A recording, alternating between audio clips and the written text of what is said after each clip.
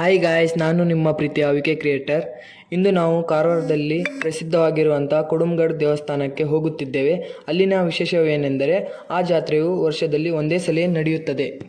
ಈ ದೇವಸ್ಥಾನದ ವಿಶೇಷವೇನೆಂದರೆ ಸಮುದ್ರದ ಮಧ್ಯದಲ್ಲಿ ಇದೆ. ಈ ದೇವಸ್ಥಾನದ ಪ್ರಸಿದ್ಧ ದೇವರು ಶ್ರೀ ನರಸಿಂಹ ದೇವರು. ಈಗ ಸದ್ಯ ನಾನು ಮತ್ತು ನನ್ನ ಗೆಳೆಯರು ಹಡಗಿನಲ್ಲಿ ಹೋಗುತ್ತಿದ್ದೇವೆ. ನಮ್ಮ ಬೋಟಿನಲ್ಲಿ ಸಾಕಷ್ಟು ಜನರು ತುಂಬಿದ್ದರು. ಅಲ್ಲಿ ನಿಂತ್ಕೊಳ್ಳಿಕ್ಕೂ ಕೂಡ ಜಾಗ ಇರಲಿಲ್ಲ. ಅಂಥ ಸಮಯದಲ್ಲಿ ನನ್ನ ಫ್ರೆಂಡ್ಸ್ ಫೋಟೋ ಹೊಡೆಯಲು ತುಂಬ ಬ್ಯುಸಿ ಇದ್ದರು.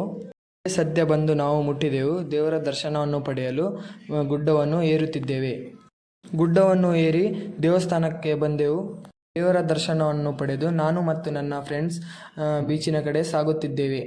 ಬೀಚಿಗೆ ಬಂದು ಫೋಟೋಗಳನ್ನು ಹೊಡೆದು ಪ್ರಸಾದವನ್ನು ಸೇವಿಸಿ ಮತ್ತೆ ಬೋಟಿನ ಕಡೆ ಹೋದ್ವಿ. ಇಂದಿನ ಮಿನಿ ಬ್ಲಾಗ್ ಇಲ್ಲಿಗೆ ಮುಕ್ತಾಯವಾಯಿತು. ಇನ್ನೂ ಈ ಥರ ವಿಡಿಯೋ ಬೇಕಿದ್ದರೆ ಸಬ್ಸ್ಕ್ರೈಬ್ ಮಾಡಿ ಹಾಗೂ ಲೈಕ್